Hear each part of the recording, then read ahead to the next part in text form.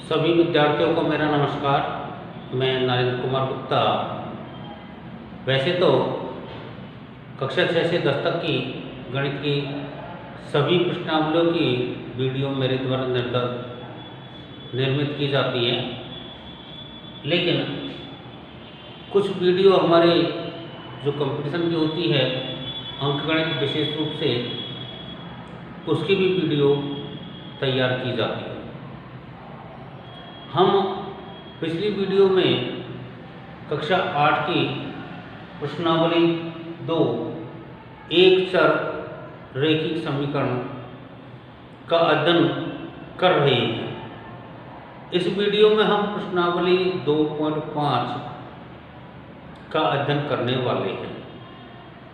तो सबसे पहले अपनी जो वीडियो है इसको लाइक करें, और यदि सब्सक्राइब नहीं किया है तो सब्सक्राइब करें, और अपने जो सवाल हैं उनको हम कैसे हल करते हैं आप समझें।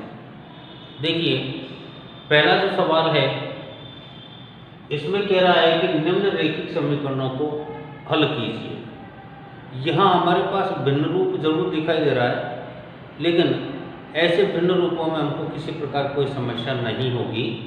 आप देखेंगे जैसे हम सामान्य समीकरण करते हैं वैसे ही हम इनको हल करेंगे। सबसे पहले हमको पक्षांतरण करना होता है, तो यहाँ पक्षांतरण करने पर, और आप इस बात को जानते हैं कि हम पक्षांतरण कैसे करते हैं। पक्षांतरण में हम एक पक्ष में चर राशि और दूसरे पक्ष में अचर राशियाँ रखते हैं। तो यहाँ हमारे पास में x/2 - x/3 बराबर 1/4 + 1/5, ऐसे हमारे पास में ये भाग हो गया। अब हम देख रहे हैं कि हमारे पास दोनों पक्षों में ही भिन्न वाली संख्याएं हैं। हम इन दोनों को क्या करेंगे, इनका लघुत्तम लेंगे। पहली जो हमारे पास संख्या है 2 और 3, इसका लघुत्तम लिया 6 आ गया। इसको हल कर लेते हैं। 3 का भाग 6 में दिया 2 बार, 2 का भाग 6 में दिया 3 बार, और 3 का जब हम x से गुणा करेंगे तो हमारे पास 3x। ऐसे ही जब 3 का भाग लेंगे 6 में तो कितनी बार जाएगा, 2 बार, और 2 को x से गुणा करेंगे तो हमारे पास कितना आ जाएगा, 2x। जैसे हमने यहाँ किया वैसे ही हम इधर भी इसका लैसे ले लेते हैं। कितना आ जाएगा, 20। अब हम 4 का भाग देंगे 5 बार, 5 को 1 से गुणा करेंगे तो 5, 5 का भाग देंगे तो 4 बार, 4 एकम 4। अब आप देखो, इसको हम सरल कर लेते हैं। 3x में से 2x गया तो x/6 यहाँ आ गया, और इधर आ गया 9/20। हमें x का मान चाहिए, इसलिए हम क्या करेंगे, इस 6 को दूसरे पक्ष में भेज देंगे, तो ये 9/20 × 6 हमारे पास हो जाएगा। जहाँ कटता है वहाँ काटते हैं, तो ये 2 से हमारे पास 3 बार कट रहा है, 2 से ये 10 बार, तो x का मान 27/10। ऐसे हमको ये मान प्राप्त हो गया। आप देख रहे हैं कि यहाँ पर ये सवाल दिया गया है, दोनों पक्षों में चर राशि भी है और अचर राशि भी है। तो हमने सबसे पहले पक्षांतरण किया और चर राशि को एक पक्ष में, अचर राशि को दूसरे पक्ष में जमा लिया। तो हमने दिखाया कि दोनों हमारे पास भिन्न रूप में हैं। हमने इनका क्या किया, लैसे लिया। लैसे लेकर के इसको हमने सॉल्व किया, तो यहाँ पर आ गया x/6 बराबर 9/20 हमको प्राप्त हो गया। अब हम देख रहे हैं कि हमें x का ही मान चाहिए, इसलिए हमने इस 6 को दूसरे पक्ष में भेज दिया। जब हमने दूसरे पक्ष में भेज दिया तो हमारे पास क्या हो जाएगा, ये 27/10 हमको प्राप्त हो जाएगा। अब जैसे हमने इसको किया है वैसे हमारे पास ये अगला जो सवाल है, इसमें देखिए, यहाँ पर हमारे पास हम पक्षांतरण करने की जरूरत नहीं है, क्योंकि सारी चर राशि एक तरफ और अचर राशि एक तरफ है। इसलिए हमको क्या करना है, इसका सीधा लैसे लेना है। 2, 4 और 6 का जब हम लैसे लेंगे तो हमारे पास 12 आ जाएगा। अब 2 का भाग 12 में देंगे तो 6 बार, और 6 को n से गुणा करेंगे तो 6n। ऐसे ही 4 का भाग देंगे तो 3 बार, और 3 को 3 से गुणा करेंगे तो 3 दिया 9n। 6 का देंगे तो 2 बार, और 2 पंजे 10n बराबर 21। अब हम देख रहे हैं 6 और 10 कितने हो गए, 16n माइनस 9n बटा 12 बराबर 21।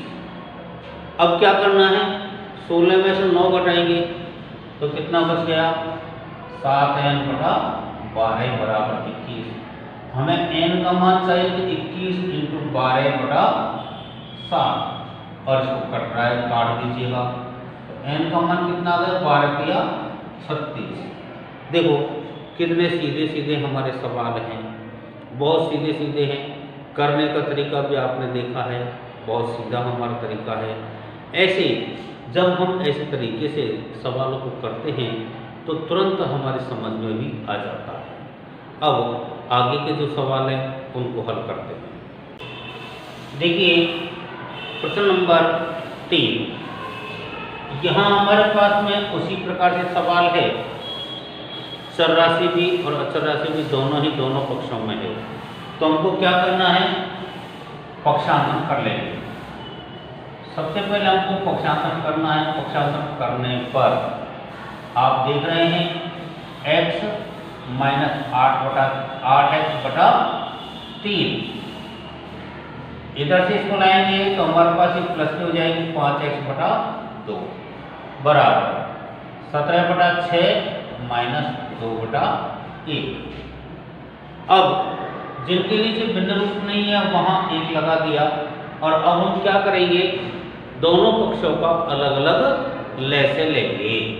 तो देखो कितना हो गया, 6 लय से हो गया।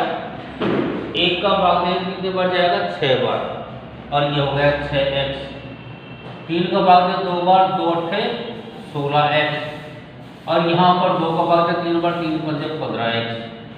ऐसे इधर भी 6 ले लिया, 17 माइनस 6 दूनी 12।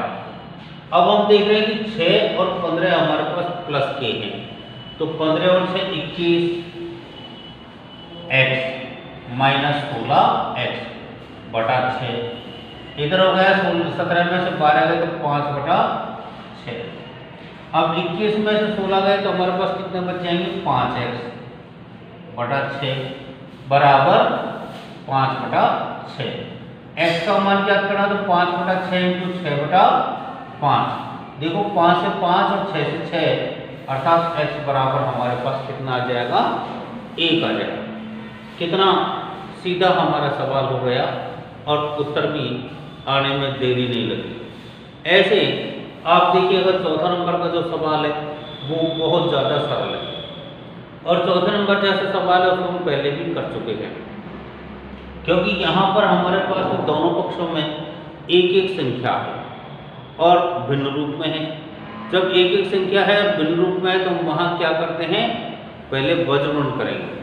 तो ये हो गया हमारे पास में 5 को हम x माइनस 5 से और 3 को x माइनस 3 से गुणा करते हैं। कितना हो जाएगा, 5 को x से गुणा करें तो 5x माइनस 25, यहाँ हुआ 3x माइनस 9। अब क्या करना है, अब हमारे पास सवाल हो गया पक्षांतरण करने वाला, तो यहाँ पर हम पक्षांतरण करेंगे। तो देखो क्या हो जाएगा, 5x माइनस 3x बराबर माइनस का 9 प्लस 25।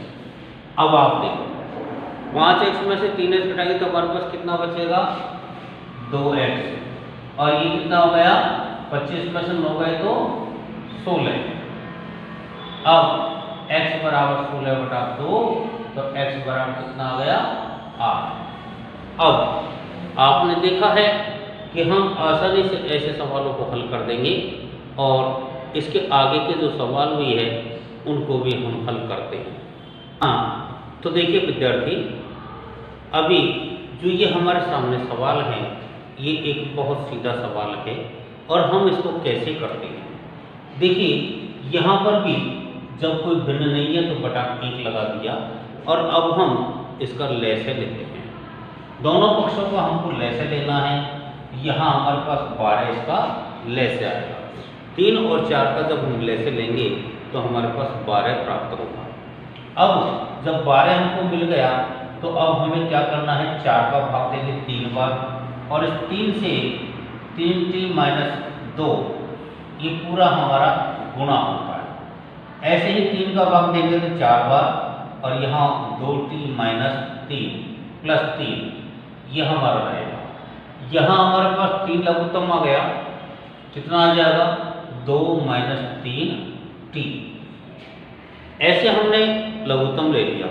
अब हम देख रहे हैं कि इन कोष्टकों को हमको सरल करना है। तो सरल करने के लिए हमको क्या करना है, बाहर वाली संख्या से अंदर वाली सभी संख्याओं को गुणा करना है। कैसे करेंगे देखिएगा, 3 तिया 9t - 3 दूनी 6। ऐसे ही इधर 4 दूनी 8t, और ये बाहर माइनस है इसलिए अंदर का चिन्ह भी माइनस हो जाएगा। 3 चौके 12 बटा 12 बराबर 2 - 3t बटा 3। अब हम देख रहे हैं कि यहाँ 9t तो माइनस प्लस के हैं और 8 माइनस के हैं, क्या बच जाएगा, t। ऐसे ही ये दोनों माइनस के हैं इसलिए जुड़ेंगे, लेकिन निशान माइनस का आएगा, बटा 12, और यहाँ हो गया 2 - 3t बटा 3। अब आप देख रहे हैं कि ये जो सवाल है, जैसा अभी हमने क्वेश्चन नंबर 4 किया था वैसा ये हमारा क्वेश्चन हो गया। क्या करेंगे हम, सबसे पहले इस 3 से t - 18 को गुणा करेंगे, और 12 से किसको करेंगे, 2 - 3t को। अब क्या करना, खोल लेते हैं इसको। देखो 3 को t से गुणा करेंगे तो 3t - 18t 54। ऐसे ही यहाँ पर 12 दूनी 24 - 12 तिया 36t। अब हमें क्या करना है, पक्षांतरण करना है।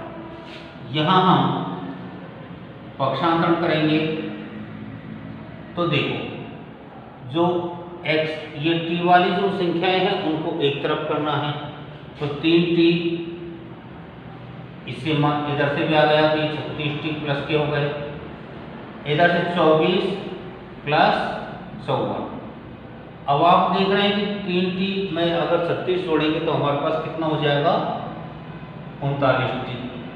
ऐसे ही जब इसमें जोड़ेंगे तो 4 और 4 8, 5 और 2 7, और t का मान ज्ञात करने के लिए हम 39 का भाग 78 में दे देंगे, तो t का मान कितना आ गया, 2।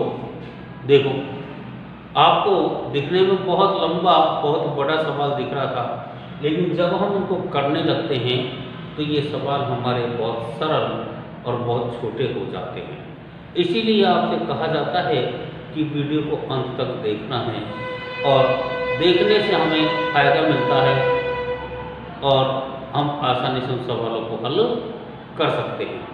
अब देखो, जो शेष बचे हुए सवाल है वो हम अगली वीडियो में करेंगे, और हमारी मुलाकात भी अब अगली वीडियो में ही होगी। जब तक के लिए आपको नमस्कार।